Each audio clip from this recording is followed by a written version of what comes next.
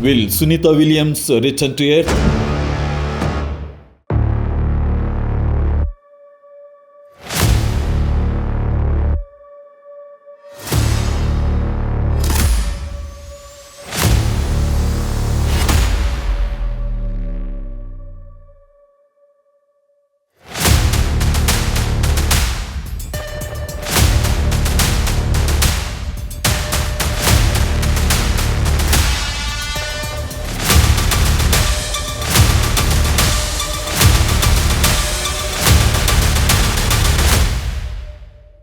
Will Sunita Williams return to Earth?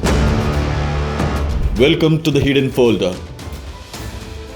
As part of Boeing's Starliner spacecraft's first crewed mission, NASA astronauts Sunita Williams of Indian origin and Barry Wilmore from the United States traveled to the International Space Station on June 5 last year for an 8-day research mission.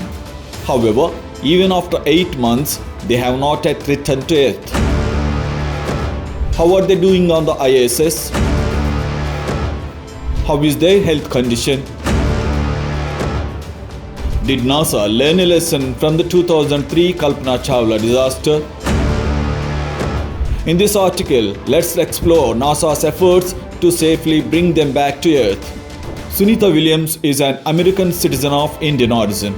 Her father, Deepak Pandya, is from Gujarat, while her mother, Boni Jalokar, is from Slovakia.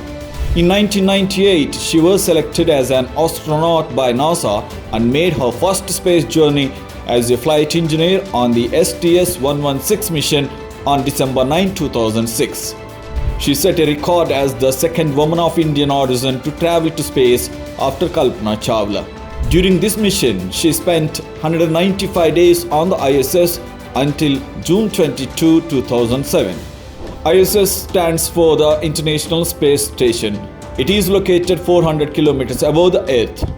It is a research center in space set up for mutual cooperation among countries like India, the United States, Russia, Japan, France, and others working together for space research. It has been operational since 1998 with NASA's cooperation. Sunita Williams performed 4 spacewalks, spending a total of 29 hours and 17 minutes outside.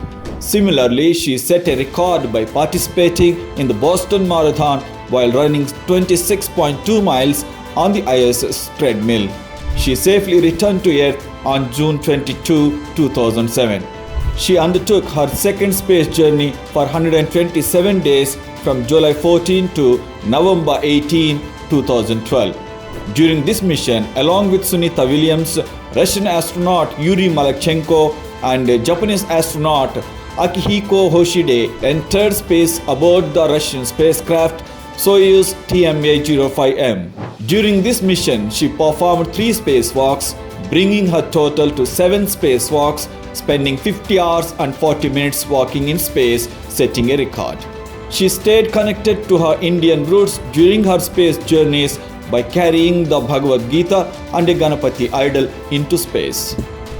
Sunita Williams was the first person to run a marathon in space and held the record for the most spacewalk time by a female astronaut. She also served as the commander of the ISS. In recognition of her contributions to space exploration, she received awards from NASA, including the Space Flight Medal, Distinguished Service Medal, and the Exceptional Service Medal. Additionally, during her service in the US Navy, she was honored with the Navy Commendation Medal and Navy and Marine Corps Achievement Medal. The Indian government also honored her with the Padma Bhushan Award in 2008. The Vishwa Gujarati Samaj recognized her with the Sardar Vallabhbhai Patel Vishwa Pratibha Award, which is given to talented individuals of Indian origin. In 2013, she received an honorary doctorate from Gujarat Technological University. In December 2024, she was featured in the BBC list of the 100 most influential women. At the age of 58, nearly 12 years after her last mission, she embarked on her third space journey with NASA's support. On June 5, 2024, she traveled to the ISS aboard Boeing's Starliner spacecraft for an 8-day research mission along with American astronaut Barry Wilmore. There, she completed her 8th spacewalk, making history as the first female astronaut to record a total of 62 hours and 6 minutes of spacewalk time. According to the original plan, they were supposed to return to Earth on June 14. However, the Starliner spacecraft experienced issues with its thrusters and a helium leak in the propulsion system. The propulsion system is used to move the spacecraft, control its direction and adjust its speed. This system contains thrusters which work like engines. By burning fuel and releasing gas at high pressure, thrusters help the spacecraft travel in a specific direction. Therefore, it is very important for the thrusters to function correctly. According to NASA scientists, helium leakage occurred at 5 thrusters in the Starliner spacecraft's propulsion system. This helium gas is crucial for maintaining the correct pressure in the fuel tanks and for the efficient functioning of the thrusters. However, due to the helium leaks, it became difficult to maintain the required pressure in the fuel tanks, causing the thrusters to malfunction and resulting in control issues for the spacecraft. As a result, the astronauts' return journey was delayed. Although NASA announced that they would return on June 26, it was delayed again. Finally, on September 7, the situation remained unresolved and the astronauts were still on the ISS. NASA states that Sunita Williams and Barry Wilmore, who have been in the space station for the past 8 months, have all the necessary food, oxygen and medical facilities. Their health condition is being monitored continuously by flight surgeons. Space has microgravity. If astronauts remain in a weightless state for extended periods, their muscles may weaken. In a virtual session with high school students, Sunita Williams mentioned that she had not walked, sat or slept for over 7 months. She said that after months in microgravity, she had forgotten what it felt like to walk.